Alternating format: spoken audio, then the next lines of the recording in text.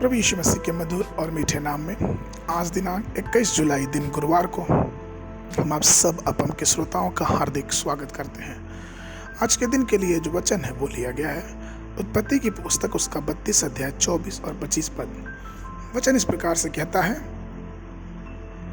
और याकूब आप अकेले रह गया, तब कोई पुरुष आकर पांव फटने तक उससे मल्लयुद्ध करता रहा, और उसने देखा कि मैं याकूब पर प्रबल नहीं होता, तब उसकी जांघ की नस छुआ, सो याकूब की जांघ की नस उससे मल्लयुद्ध करते करते चढ़ गई। प्रभु मेरे प्रिय लोगों, याकूब का जीवन संघर्षों से भरा है। उसने अपनी माँ के गर्भ में आके अपने भाई के साथ मल्लयुद्ध किया। उसने अपने पिता के साथ पहलौठे का अधिकार पाने के लिए मल्लयुद्ध किया। जिस स्त्री से वो प्यार करता था उससे पाने के लिए उसने 14 साल मल्लयुद्ध और कड़ी मेहनत करता रहा। उसने अपने ससुर के हाथों से धन संचय करने के लिए कितनी कड़ी मेहनत और जोड़ तोड़ लगाए।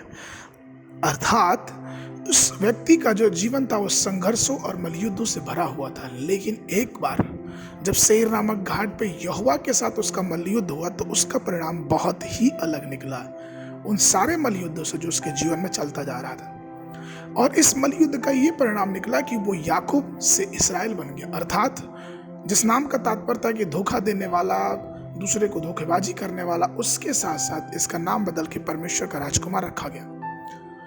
दूसरे शब्दों में कहें कि ये विजयी जीवन का एक आशीर्वाद मिला। पवित्र शास्त्र सबोपदेशक की पुस्तक उसका 6 अध्याय 10 पद में कहता है, जो कुछ हुआ है उसका नाम युग के आरंभ में रखा गया, और यह प्रकट है कि वह आदमी है कि उसने जो उससे अधिक शक्तिमान है झगड़ा नहीं कर सकता है।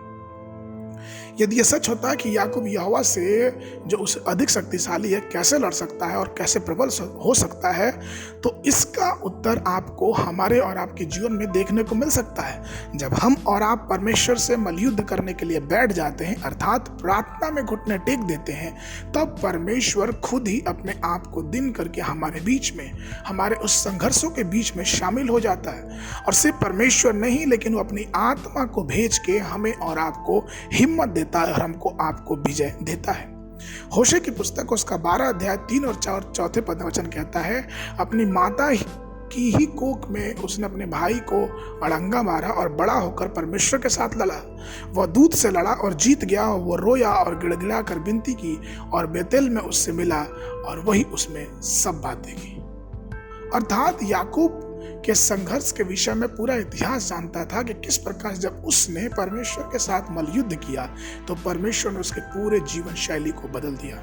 प्रभु मेरे प्रिय लोगों, जब हम परमेश्वर के साथ मल्लयुद्ध करते, अर्थात जब हम परमेश्वर से प्रार्थना करते हैं, चाहे वो आधी रात हो या दिन हो या फिर दिन की दोपहरी हो, तो आप इस बात को जरूर समझें कि परमेश्वर हमारे जीवन में एक महत्वपूर्ण बदलाव करने जा रहा है। हम पवित्र शास्त्र में पढ़ते हैं कि याकूब ने यहोवा को जानने के लिए एक अलग सा आशीर्वाद दिया और परमेश्वर का आशीर्वाद बनके वो याकूब इस्राएल में बदल गया। इसलिए आइए हम भी आत्मिक मल्लयुद्ध में परमेश्वर के साथ लड़े, ताकि उसकी असीम सामर्थ्य के साथ अपने जीवन में आगे बढ़ते जाएं और विजयी होते जाएं।